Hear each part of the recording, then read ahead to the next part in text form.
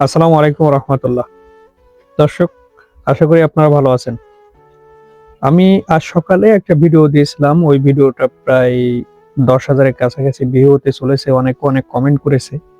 ভিডিওটা দিয়েছিলাম আমি নবম পে স্কেল নিয়ে, কারণ আমি নবম পে স্কেল নিয়ে দীর্ঘদিন যাবত আলোচনা করে আসছি, কথা বলে আসছি। বিভিন্ন সুযোগ সুবিধা বা বিভিন্ন তথ্য বা পে কমিশনের মিটিং, প্রধান উপদেষ্টার বাণী বা অর্থ উপদেষ্টা বা এমনকি বাংলাদেশ ব্যাংকের গভর্নরের যারা যারা এই পে কমিশন সম্পর্কে আলোচনা করছেন, সেটা পত্রিকার বরাতে যে তথ্যগুলো, সুনির্দিষ্ট তথ্য আমি তুলে ধরেছি আপনাদের সামনে।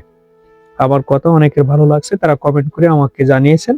আমি তাদেরকে ধন্যবাদ জানাই আমার এই ভিডিওতে। একটা বিষয় খেয়াল করেন, পে স্কেল নিয়ে কারা কারা কথা বলছে এটা একটু আইডেন্টিফাই করেন।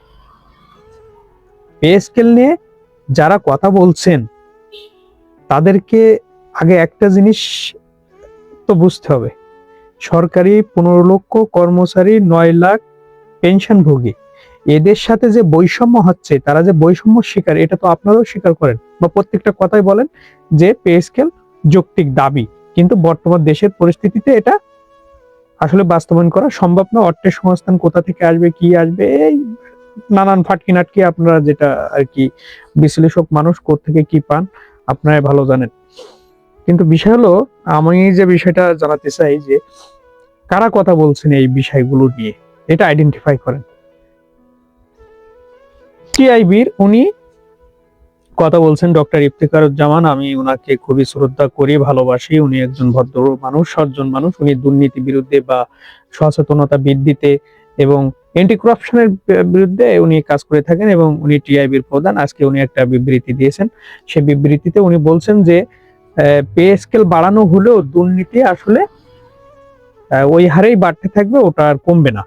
এটা ওনার মন্তব্য। বিগত সালের যে পে স্কেল গুলো হয়েছে ওটা দেখে উনি ওইটা আন্দাজ করছেন। ওইভাবে উনি বলছেন সচেতনতা বৃদ্ধি এবং জবাবদিহিতা এবং এর বিরুদ্ধে, মানে দুর্নীতি বাড়বে না, এটা আইন কানুন সবকিছু করা হোক। ওরা দুর্নীতির বিরুদ্ধে প্রতি বছর ওনারা বের করেন, প্রতিবেদন বের করেন।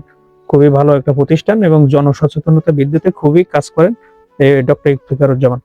তা আমার প্রশ্ন হলো, ওখানে কয়েকটা খাতে ওনারা দুর্নীতির বিষয়ে দেখে থাকেন, যেমন শিক্ষা, স্বাস্থ্য, ভূমি। এখন আপনারাই বলেন, এই যে তিনটা খাত, শিক্ষা খাত, স্বাস্থ্য খাত আর ভূমি খাত, আপনারা বোধহয় শিক্ষা খাতে দেখছেন যে একটা বালিশ নিচতলা থেকে উপরের তলায় তুলতে 2 লাখ টাকা জন খরচ, একটা বালিশ। পদ্মাকাণ্ড দেখছেন, যাই হোক, ওটা জবাবদিহির আওতায় আসবে। হয়তো আমরা দেখে যেতে পারবো সেই পদ্মা, ওই পদ্মাটা দেখার দরকার যে কত কোটি টাকার পদ্মা। আবার আপনার দেখেন, এই যে ভূমিমন্ত্রী ছিলেন সাইফুজ্জামান, ওনার সম্পত্তি উনি তো বাংলাদেশ চাইলে কিনে নিতে পারে, বাংলাদেশ সমস্ত জমি উনি কিনে নিতে পারে, এত টাকা। তাহলে ওখানে, যাই হোক, কি প্রশ্ন রাখে উনি? দীর্ঘ 15 বছর যাবত এই তথ্য প্রকাশ করছিল কিনা জানি না। আমরা জানতে পারছি 5ই আগস্টের পরে যে সাইফুজ্জামান এত কোটি টাকা এ করছে, এর আগে আমরা জানতে পারি নাই। মিডিয়ায় ওইভাবে আসে নাই। টিআইবির এভাবে যদি প্রকাশ করতো যে অমুক মন্ত্রী বা অমুক জায়গায় পদ্মাকাণ্ড বা ভূমিকাণ্ড। আবার শিক্ষা খাতটা তো বুঝতে পেরেছেন কোন লেভেলে গেছে এখন, মানে সেটা আর বলার অপেক্ষা রাখে না, বাংলাদেশ সাধারণ মানুষই বলে দেবে। তাহলে এই খাতের এই অবস্থা। এখন এই সরকারি কর্মচারীদের যে অধিকার, ন্যায্য অধিকার, তাদের সাথে যে বৈষম্য করা হয় বেতন ভাতায়, 1 গ্রেড থেকে 20তম গ্রেডের যে বেতন ভাতার পার্থক্য, যে সমন্বয়হীনতা, এটা কি অধিকার লঙ্ঘন হচ্ছে না? এটা কি মানবাধিকারের পর্যায়ে পড়ে না? আলোচনা তো মাইক্রোফোন সামনে আসলেই বলে দেওয়া যায়, কারণ তারা কর্মচারী, এই জন্য এদের বিরুদ্ধে বলে দেওয়া যায়, কোনো সমস্যা না। কর্মচারী তো, এরা আর কি করবে? এরা এদের যেভাবে বলবো সেভাবে চলবে। এরা থাকবে বস্তিতে, খাবে ডাল ভাত, হেঁটে আসবে, হেঁটে যাবে। আর সকালে 1 মিনিট আপনি পরে যে একটা কর্মচারী অফিসে 1 মিনিট পরে যাক তো কি হয়, দেখবেন লঙ্কা কাণ্ড হয়ে যাবে। কিন্তু একজন স্যার কিন্তু দেখবেন যে 12টায় ঢুকতেছে, 1টায় ঢুকতেছে। যাক, ওটা তাদের অফিসিয়াল ব্যাপার, তারা কিভাবে মেনটেন করবেন সেটা তারাই জানেন।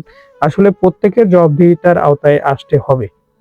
নতুন বাংলাদেশে, সংস্কারপন্থী বাংলাদেশে প্রত্যেকের জবাবদিহির আওতায় আসা উচিত।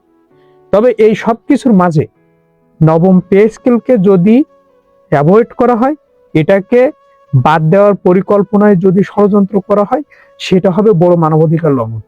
কারণ সরকারি 15 লক্ষ কর্মচারীর সাথে এই মানবাধিকার লঙ্ঘনটা করবেন। এর সাথে যারাই জড়িত থাকবে এই পে স্কেল ষড়যন্ত্রের সাথে, তারাই মানবাধিকার লঙ্ঘনের সাথে জড়িত হবেন। এটা ক্লিয়ার। তো দর্শক ভালো থাকবেন এবং ভিডিওটি ভালো লাগলে সাবস্ক্রাইব করবেন। আসসালামু আলাইকুম।